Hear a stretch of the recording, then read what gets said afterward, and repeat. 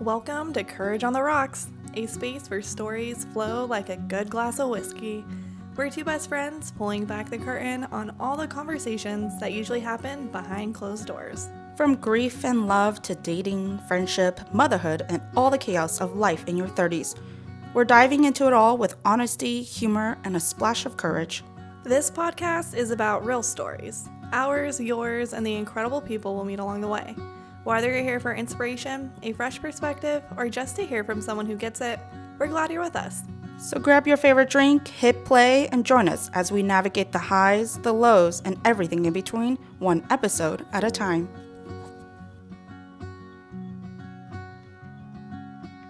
Okay. Welcome back to episode 8 of Courage on the Rocks. Courage on the Rocks. Yay! Cheers. We're doing this. I hope you guys are drinking something yummy. Got Truly over here. If you are watching on YouTube, we have these really adorable cups. So cute. That we are super obsessed with. And they have these cute little sayings on them. And mine says, if a girl wants to be a legend, she should go ahead and be one. Damn right. Damn right. Yeah. And mine says, life begins at the end of your comfort zone. So go climb that mountain. Go climb that mountain. Yeah. Literally or figuratively. Yeah. Whatever you prefer. Yep. We got these when we were on our trip in Monterey. We visited a really cute shop. It's called Lola on Cannery Row. Yeah, it's just like a cute little knick-knack store with all kinds of just fun, inspirational, inspiring, motivational things. Yeah, it's super cute. I spent an absurd amount of money when we were there, and it just makes me so much happy. Brings you joy. It makes me so much happy, is what I just said. And I can't talk because of how much joy I am feeling by looking at this cup. So, yeah, we're excited about today's podcast. I'm just really excited, actually, with all the different topics and things we've talked about so far in all of our episodes. They're really different, and, today's also going to be different. We were talking about Leona's really beautiful experience and like a journey with adoption. Beautiful, and also just I don't even know what the word is. resilient. Yeah. I think it was interesting in that episode reminded me, we were talking about how dates were important and how like my birthday is what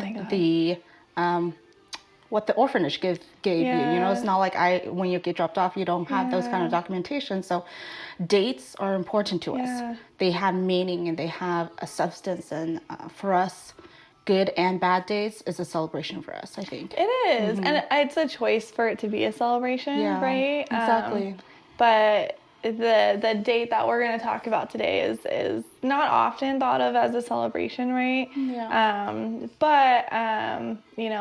I personally believe that there's a point in your journey with grief that you can choose to celebrate certain things, right? So the date that we're going to talk about is the date that my mother-in-law passed away. So her 1-year death anniversary is actually coming up. And it's on April 15th. And I wanted to take the time in this episode to kind of like talk about what that journey was like of losing her while our family was already in really deep grief. But also choosing to celebrate her life and show her the immense amount of love that people had for her before she even left us, And I feel like that's such a beautiful thing that we were able to do, and not everyone gets to do it. So I wanted to kind of share that experience with everybody. Absolutely. Like just being a part of it, the celebration, the joy, and like normally that comes after someone has passed away, but the fact that she was able to be a part of it and come along and see her kids and husband and all the grandbabies were there. It was just so sweet, so wholesome. It's it's kind of crazy to think about, right? How fast it came. So a little bit of a timeline here. in May 17th of 2023, my husband, Jorge, passed away. Suddenly, it wasn't expected by any means. And that entire process of losing him was just really took such a toll on our family. And we haven't gone through in detail about that process at all on this podcast. I think honestly, we've been waiting for this coming month and next month because his death date actually is, as I said, is in May. And so we're going to start slowly breaking that down for everybody. Because while it was sudden, it also was a very long and painful and grueling process because of the complexities with the loss being, you know, caused by the brain, right? Yeah. So essentially what happened was we had lost my husband, and you know, I remember being in the hospital with my husband, and you know, in San Francisco, and we were there for a while just because when it's a brain injury, you don't just assume and walk away. You fight like hell to make sure you know that there's nothing left to be fighting for, you know? Everything was marked. Every single thing was done. Yeah.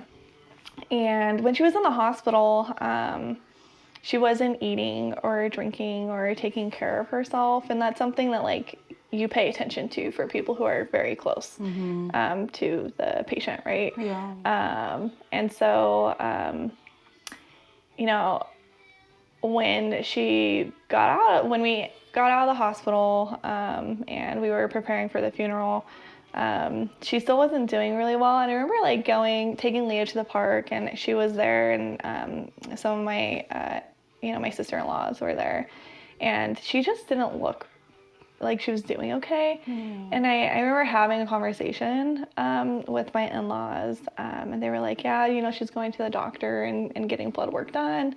And I, at the time, was so deep in like the grief of my husband, who was her son, and thought, you know, she's just so in deep in the grief too that she's not taking care of herself, you know. And I remember feeling like slightly frustrated because like I knew how hard it was to take care of yourself, and I just thought in my head, if you just for eating, if you were just doing this thing, then like you would feel better, right? That was me thinking that. But the reality was that wasn't the case at all. Your body was fighting something you guys had no idea about. Yeah, and I was fighting it before, obviously, but we didn't know. But the sudden loss, and you hear this a lot when you lose someone, your child, your spouse, X, Y, and Z, someone extremely close to you, it really does like this so much. It says so much to your body. But you hear a lot of like, you know, a spouse like an older spouse passing right after, you know, soon after their you know, spouse previously passed, right? Like, so in that hospital, it was like this switch of like watching her just like tank, you know, and it just went downhill from there. And so she ended up, you know, at the hospital here in Modesto for a while, and we found out she had leukemia, and she went off to Stanford. She did a couple like rounds of chemo, and went off to Stanford, worked really, really hard to get a bone marrow transplant. They found a donor who I think was like from across the world. It was crazy. And that was like kind of our, like, it was the last hope, really. It was like it was a Hail Mary. It's either gonna work or it wasn't gonna work. You know, we kind of eventually, you know, around April, right, we kind of learned that it didn't take, right? And so they were kind of deciding, were they gonna do another one, what was gonna happen? And a year ago today, so today marks, today last year, was when I got the call that they weren't going to do a bone marrow transplant. They weren't going to do chemo. They they were stopping everything. Yeah. And that they gave her 3 days to live. Right? Can you imagine like fighting so hard for this thing, whether it's you or someone you love, and then you know you were defeated, right? You lost that battle, right? And then they tell you like, and to put a timeline you have 3 days, right? Like, so like for anyone like listening, and even for you, it's like if you were given 3 days left to live, what would you do? What the hell are you gonna do with it? What are you gonna do? You know, like that's such like, I've never been in an experience where like that number was given, and then what? Yeah. You know, it was a surreal experience. Yeah, and for her kids and her family, and for herself as well, to like have that conversation with the doctor and say like, you know, this is it. To walk away and say, to walk away, okay. like, it's it. We're done. Yeah. We're done with the medical side of it. Yeah. And to make her comfortable, and that was it. Yeah. So that's when, you know, I had gotten that call, and at the time, I was like, 3 days, like, oh my God, does that count? Does today count? Is today one of the days? Like, are we down with 2? We need to be specific here, you know. And the thing was, they didn't know, right? They say, we think it's 3, but you know, we don't know, right? Yeah. So, you know, she ends up coming back home right that night, and I remember our family just like rallied together, and like that night, within a few hours, we had all of our kids there, all of our grandkids, we had her best friends, you were there, and we were all just like enjoying these final moments that we knew we were gonna have. I was literally like a Snapchat video pulled up today of it, and that's how I remember you were there, right? Like it was such like a trippy thing, because Leo like walks through the door and she's sitting there, and he just sprints at her, you know, and she just like picks him up and gives him the biggest hug, and like, you know, they had like, God, the best relationship I've ever seen in my freaking life. Well, they've had that connection since the minute that Leo was born. Since the minute. Yeah, the minute. Yeah. Like, she was so bonded with Leo, and took such good care of him. Like, knew what he needed, and knew how to nurture him as a grandma would. As a grandma would. Yeah. I remember when I was, you know, giving birth to Leo, I remember like I didn't want anybody helping me in the first few months, because I wanted to like figure out what my motherly nurturing side was gonna look like, and I didn't want other people to control it. As new mom, but I regretted it though, because like you need so much help, and so that ended up having such a good relationship with my son, because I ended up going back to work, and she lived with us for months, probably close to like 6 or 9 months, something like that, helping take care of Leo. So like she had him 8 hours a day while I was at work, and then she would help me at night with him, and like like it was almost as if that was like her child. And as a mother, to feel someone love your son in a way that you would love him is like, I haven't experienced that again, and it was just so different with her. It was like one of the like first times I can see what that was supposed to be like, like what that love's supposed to look like. You know? That's amazing. Yeah. It's interesting, because Soledad was just, I think she was like that to so many people as well. You know, like she was definitely that for her kids and her grandkids, but even during those last few days, and sitting there and watching the community that poured through, and she just lit up every time she saw someone. She's like, oh, you, and she was just so happy, and she was sitting and singing and listening, and you know, she was just that light all the time. And I think that's also where Jorge got it as well, you know. Oh, that's so true. Yeah, it's interesting. So Leanna was talking about the moment that where like community really poured in, right? So her kids and I kind of had have a moment of like, okay, so we got 3 days. What do we do here, right? And immediately we're like, we're going to do the best celebration of life that we can give for someone who's already here, who is here and hasn't left us yet. So who gets to enjoy it. Yeah. And we did a celebration of life for my husband. Most celebration of lives are done when they're gone. And it is so painful. And his was stunning and beautiful, and the community poured into, but it is painful because you are burying them, right? And you have lost them. But to be given notice ahead of time, right? That was such a game changer for us, because with Jorge, we got a call, he was gone. Like, there was no like, hey, go say your last words, right? Your last words were he was walking out the door to soccer practice, and I probably said, I love you and I'll see you tonight, right? And he got to kiss his son. I don't remember if I got to kiss him, right? I don't even know when the last kiss was, right? But Soledad, you got to have those moments. You got to fight for those moments. Everyone got to say their last words, you know? Like, the pain of, like, you have 3 days, but also the beauty of you have 3 days, right? What are you going to say? How are you going to show him you love him? Like, this is your moment. And, like, we took that and we came through, you know?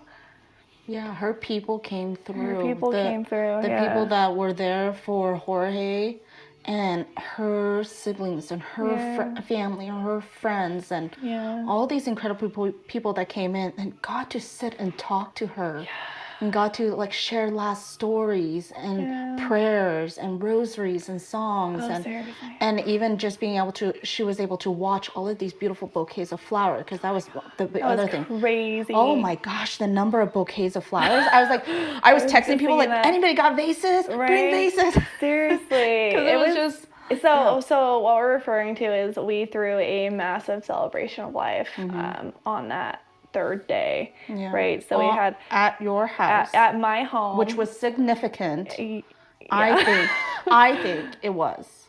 Okay, the way I see it is your mother-in-law is celebrating her life at your house, and this community is coming back. And doing this celebration of life and bringing all this love and joy and happiness back into this house. You know, that you and Jorge had built together. I think it was just another beautiful day to reflect.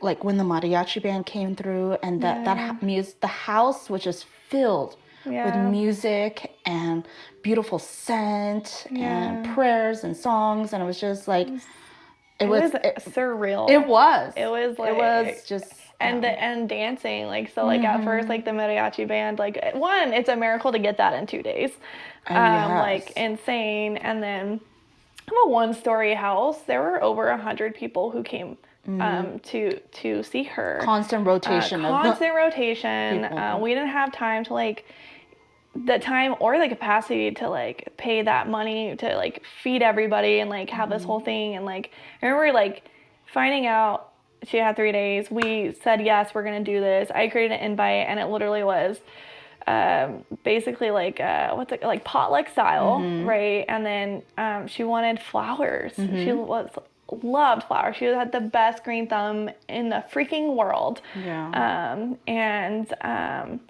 Over 100 people and a mariachi band and just tables filled with so much food and flowers everywhere. You didn't even have a place to put them anymore. And I had an entire giant dining room table filled, and every place was filled. Every nook and cranny place. You know, and she was in my bedroom. That's where she was kind of laying for the celebration, and people, there were chairs just lining the entire Cal King bed in my entire room for 10 people to just sit there and rotate in and out and talk to her and pray with her and have their time. Side window. And the side window was cracked open, so then the mariachi band was playing and the music was rushing through, and she ended up, we were able to get her out of bed, and we brought her out to the backyard. We took a super heavy recliner that weighed too much. Gosh, They put it out there, and she sat in it and listened. And at one point, one of her sons picks her up and they just start dancing, right? And it's like, it's beautiful and heartbreaking, and like it's but also both. like how fucking special to have that moment, you know. And so they're dancing, and then the song ends and she gets passed to her other son, and they're dancing, and everybody's just fucking crying and you know, recording the last moment, the last dance, you know. And then she dances with her dad, who is here from Mexico, right? And they have that moment, and her daughter, and it's like it was so special, and just unbelievable to even have had that chance. That gift. That it is a gift. It is a gift, and it was painful, and it still breaks my heart that all that happened, and our family has not recovered by any means, and that we weren't okay before, and that really just fractured us in so many ways. But from having lost Jorge and not having any of those moments, I am just like eternally grateful that we got that with her.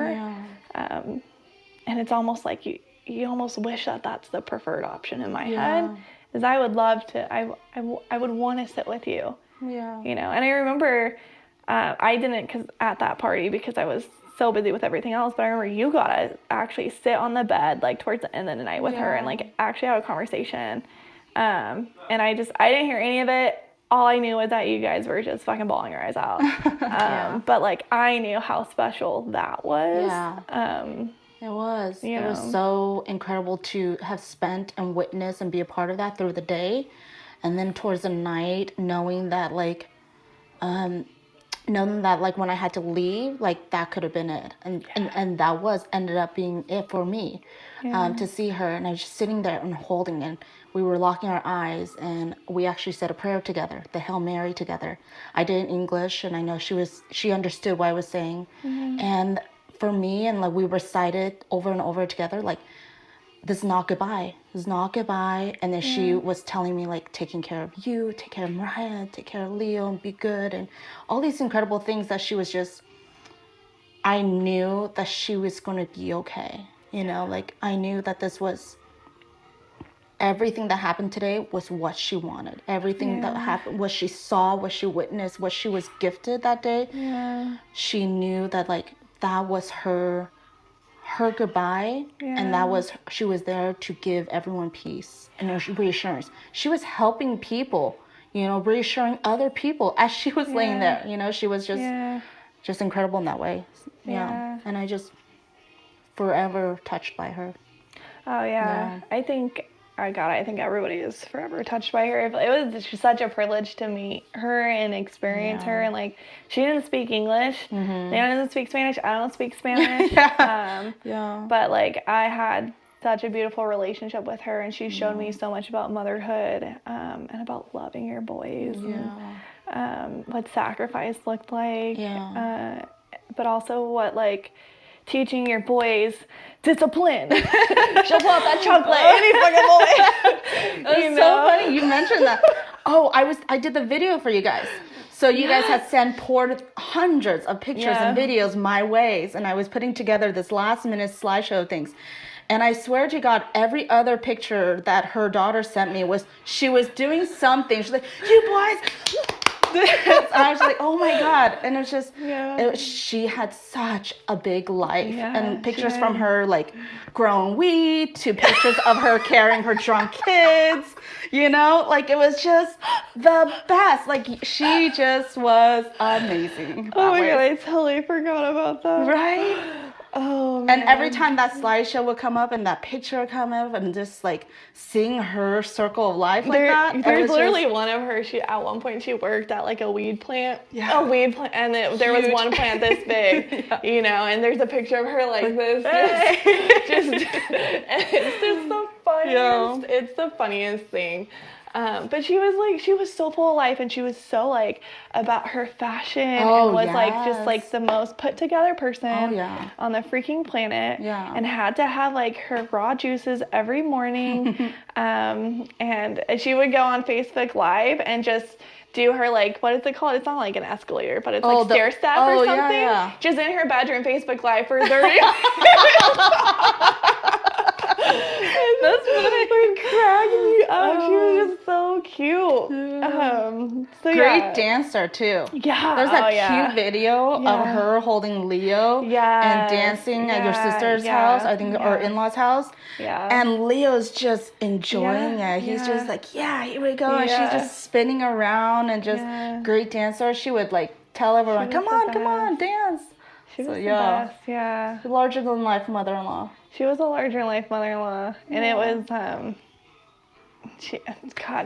she had the celebration life that she deserved. And then she went back home and we, you know, she got into, we started home and hospice, or I think that's what it's called. Yeah. And, you know, kind of monitoring her. And I remember at the time I was maid of honor for Nicole's wedding, and she had a bachelorette party in another state. And I was telling Soledad, like, I don't want to leave, like, because I knew, like, if I was leaving, I might not be coming back to her, right?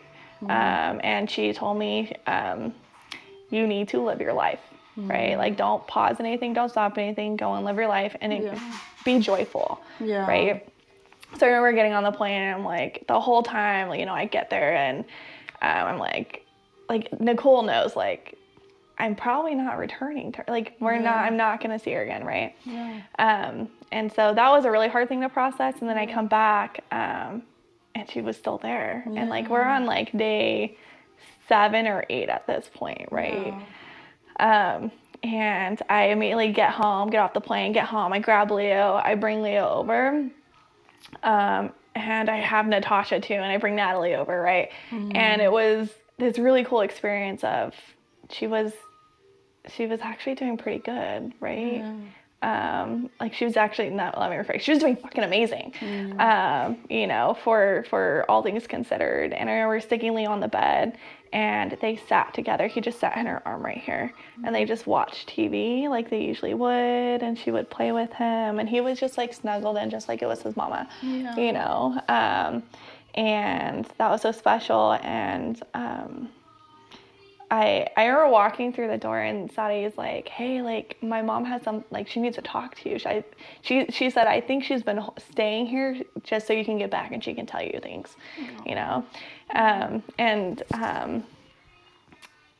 What she needed me to know and understand, which for some of you, you're going to be like, well, yeah, that's obvious, but it's different coming from her, was all she had to tell me was, take care of Leo. Because that was, like, her prize baby right there, you know. That was, like, you know, he had lost his dad.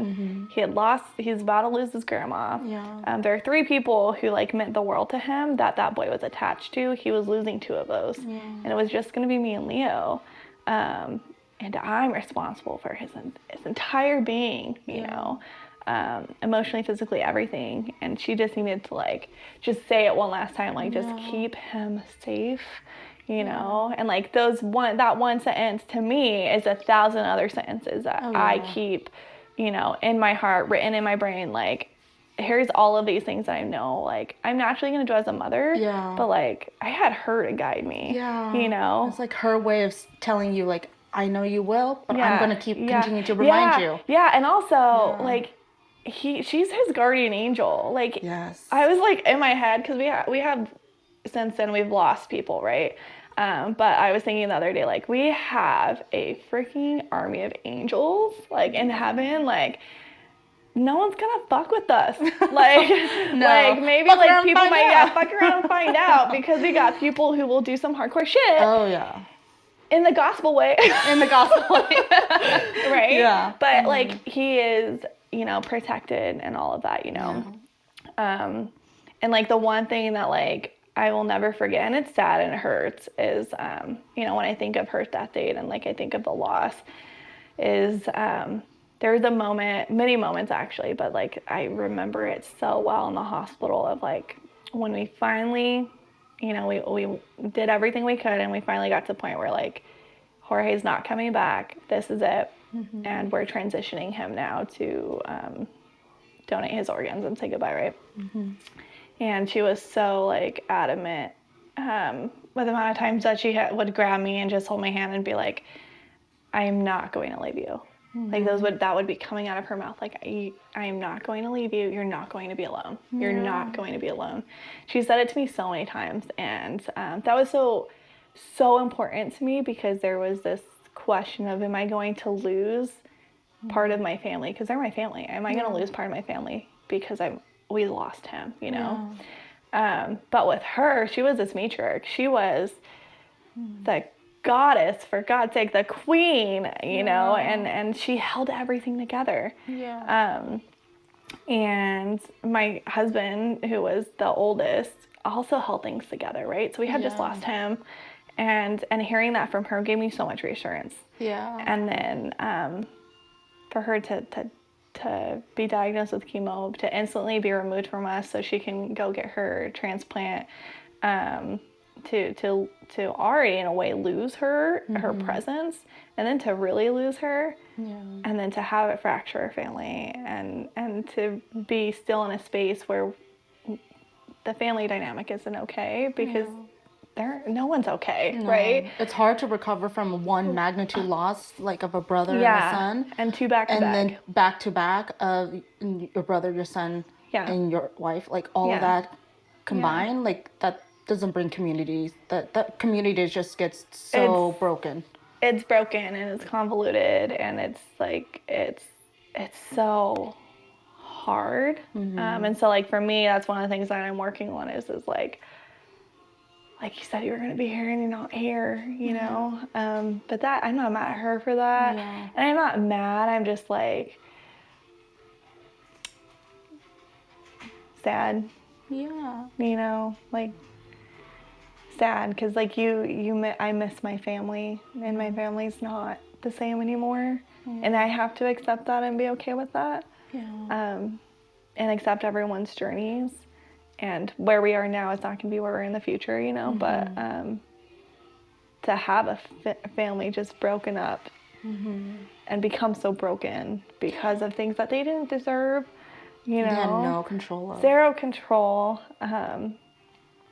But we never have control, right? It's always how we have to respond to it and adapt and be resilient and say, like this sucks, and I'm not okay, but we're gonna be okay. And at least for me and Leah, like, whatever I do, everything that I do is like to keep that dynamic as healthy and as beautiful and as life-giving as possible, and to keep our lives open to all the people who want to come in, or you know, and be a part of that. Part of your new path and your new journey. It is a new journey. You know, another way of honoring and celebrating, being reminded of the people who are not physically with us, but they are watching us. They are around us. They are protecting us.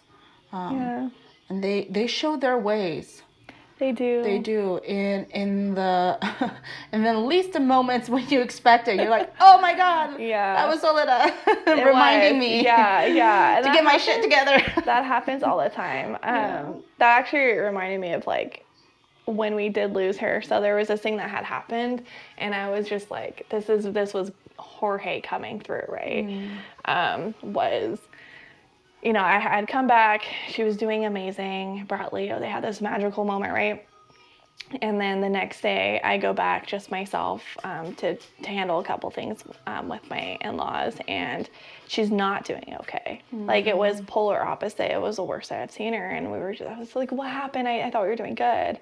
And apparently I think it's called a surge. You know, when you get like all this last energy that's coming out, and then the crash and then you're gone, right? So I didn't know that. We didn't know that. And so I remember staying here and thinking, this is really bad, right? And I go home and it's like 11:20 at night, and Leo's asleep in bed, and I remember laying next to him, and I was just praying so hard, and I was telling Jorge, I wasn't even asking him anymore, I was telling him, I'm like, when it is her time, you need to meet her and greet her and take her and hug her and dance with her, and like, you're going to take her, right? Like, if it is her time now, like, I give you permission to meet her and see her again, right? And literally, right when I finished that prayer, I get the phone call from Sadie, or I think it was Jose saying that she passed, right? Yeah. And like, part of me is like just so sad, right? Like it's all crashing out, it just happened. Yeah. But the other part of me is like, thank you, babe. Thank you for doing that. Like for me, when I ask him for something, yeah, I receive it every time. And you know that based off the things that I have told you, which we'll share later. But that was just like this really beautiful moment of like, she's with him now. And my God, how amazing does she feel right now to hold her baby again that she had lost. To be reunited. Yeah. Yeah. That's amazing. I remember getting that text as well and just having, you know, those feelings of just like heartbreaking for the people that were left behind, but also the knowledge in that she was no longer in pain. No. She was exactly where God wanted her to be, and she was with the one person that she wanted to be with. She wanted to be with. And the last thing I'm going to leave with is when, after I got that call, after I pulled myself together, I ended up going over there. And I remember having my bag, it's called Oh Shit. It has Oh Shit written on the bag, and it's full, like at the time it had like, I think it's called like clomazepam or like different things that like if you're going to have an anxiety attack, I got it for you. So I brought it over because I didn't know the space everyone was going to be in, right? Yeah. And it was my first time doing it like a hospice thing. And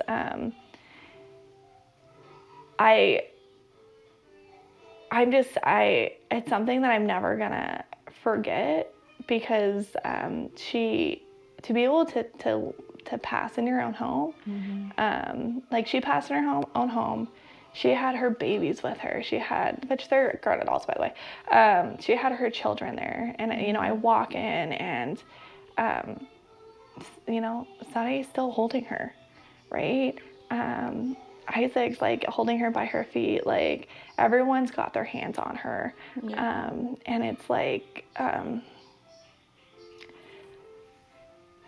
again, it's like the shitty, beautiful piece of like, if you're gonna lose someone, I'm gonna hold you while you go out, you know, like I am not gonna let you go. And I'm gonna make sure you are safe, and I'm going to give you everything I have until it is far past the last moment, you know.